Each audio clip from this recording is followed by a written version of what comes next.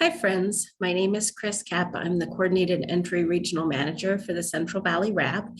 And in this session, we're going to be talking about how to do a domestic violence anonymous intake in HMIS.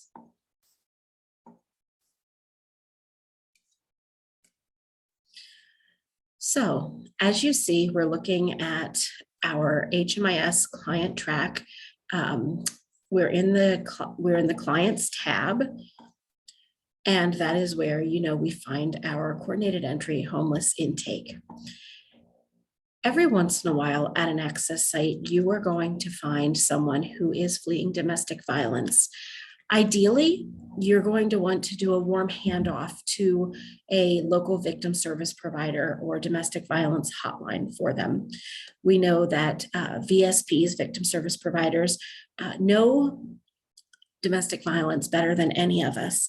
And they're the most well-equipped to deal with folks who are fleeing domestic violence. However, there may be times when a VSP is not available, or for whatever reason, the person fleeing does not want to go to a victim service provider and have their assessment done there. And you'll find yourself doing an intake. We want to make sure that folks who are entered into our system are protected as best we can. We know that domestic violence occurs in all walks of life and in every profession, including ours. So we want to make sure that folks who are fleeing a bad situation are able to do so in a safe manner, even if their abuser has access to our system. So one of the ways we can do that is by offering them the option of being put into the system anonymously without any identifying information whatsoever. And that's what we're going to be covering today, is that anonymous entry into HMIS. So as you can see, when you click the CE homeless intake button, the first question that is going to come up says, is this client fleeing domestic violence and requesting an anonymous intake, yes or no?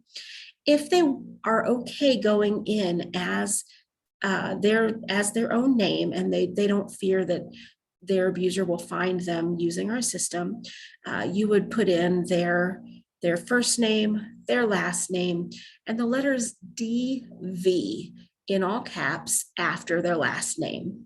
That way we know they are fleeing domestic violence, but they're using their real name. But for this purpose, we're just going to be addressing those who have chosen to go into the system anonymously. So we're going to click yes, the client is fleeing domestic violence and requesting an anonymous intake. And we're just going to go through the workflow, add a new client. And now, instead of having their names in the system, we want them to choose a password that they're going to remember if a provider calls them, but is not going to identify them in any way. For example, we don't want them to use their real name. We don't want them to use their children's names, their pets' names, birthdays, anything like that. We want to use something that is thoroughly anonymous to them, but that they will remember. These passwords are important because that is how providers will identify themselves as a safe caller. Oftentimes, people who are fleeing DV don't feel safe and could feel like their abuser could use the excuse that they were an agency posing as a case manager, etc. So we want to make sure that they know that they're safe with us by choosing a password that the provider will then call and say, hi, I'm Joy from Central Susquehanna Opportunities. I'm looking for someone who had the password blah, blah, blah. And they would know then that person was the real thing. So for our purposes today, we're going to use always, the first name is always DV. And for our password today, we're going to do paper cranes. They represent peace. I like that. So we've got DV paper cranes. We are not going to put in a social security number. And you'll notice that the birth date is already filled in. And that is intentional. Do not change that. It is the same birth date for every single person fleeing DV in our system. It's yet another way that we protect folks by not using their actual birthday. And you're just going to click next. You're going to notice a few changes in the workflow here. You'll notice that some things are missing, some things are already filled in and grayed out. For example, the name quality is already set to partial street name or code name, and you cannot change that. It is grayed out. So we're going to choose the veteran status, and for this purpose, we'll say no. And this person is obviously themselves. We want to allow sharing, and we click finish. Now, if this person has children, we are not going to put their children into the system, nor are we going to put how many children this person has into the system, because family size can be quite identifying, especially if it's a large family. So we're always only going to add one child if there are children in the family. So we're going to click that off, and we're going to put every child in the same way. The first name is always DV, and then a space, and then a K for kid, DV kid. And then the last name is the same as the password, Paper Cranes.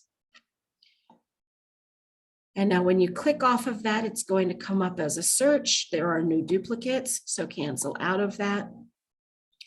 For relationship to head of household, it doesn't matter what gender the child is. We're always going to choose dependent child. Even if there are 7 children, you're only going to put that one marker in there to show that there are children in the family. Hit save and close. It's going to have a tantrum and tell you that there is a result that requires attention. And it's just saying that there is a possible duplicate because it is so close to DV Paper Crane. Ignore that, just hit save and close. Notice we haven't put any genders, we haven't put any races, we haven't put any ethnicities in. This is intentional to protect their privacy. And we are going to enroll them into coordinated entry. Now I'm going to stop here and remind folks that people fleeing domestic violence are allowed to be enrolled into coordinated entry, even if they are still in their own home, even if they are couch surfing, even if they are staying with family, even if they are in a hotel, private pay, any of those things. They are all eligible because they are attempting to get away from domestic violence. So just like regular, you're going to select the folks you want to enroll in the project, which are both the adult and the child, and click save.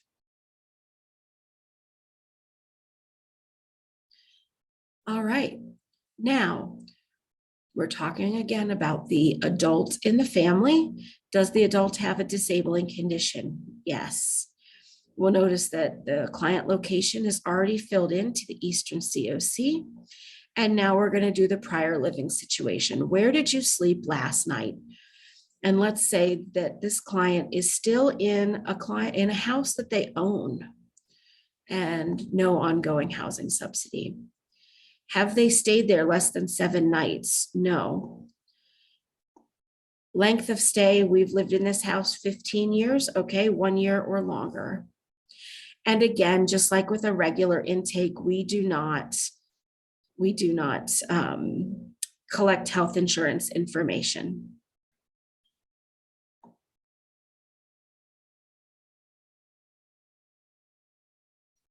And we just click save.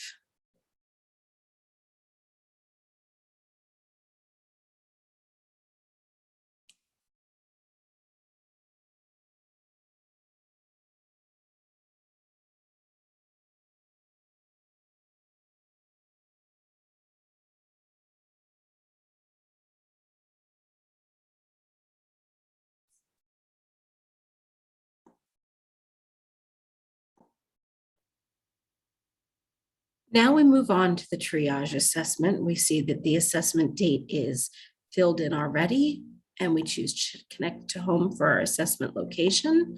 And now we can choose which type of assessment we've done, whether we're on the phone, whether we're virtual via Zoom or Teams or any other video chat platform or in person.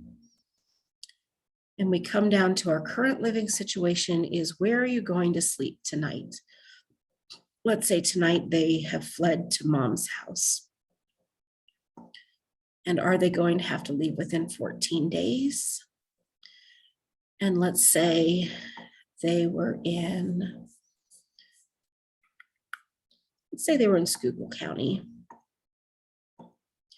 And you fill in the zip code.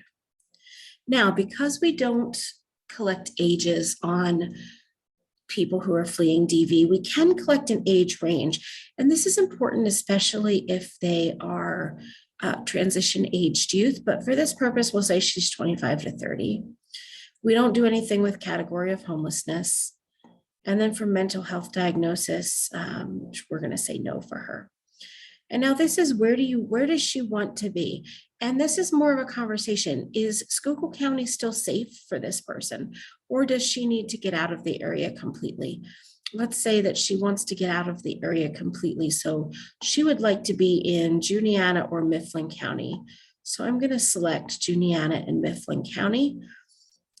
And let's say for bedrooms needed gives us an idea of which program we can enroll, which program a provider is able to enroll this person in.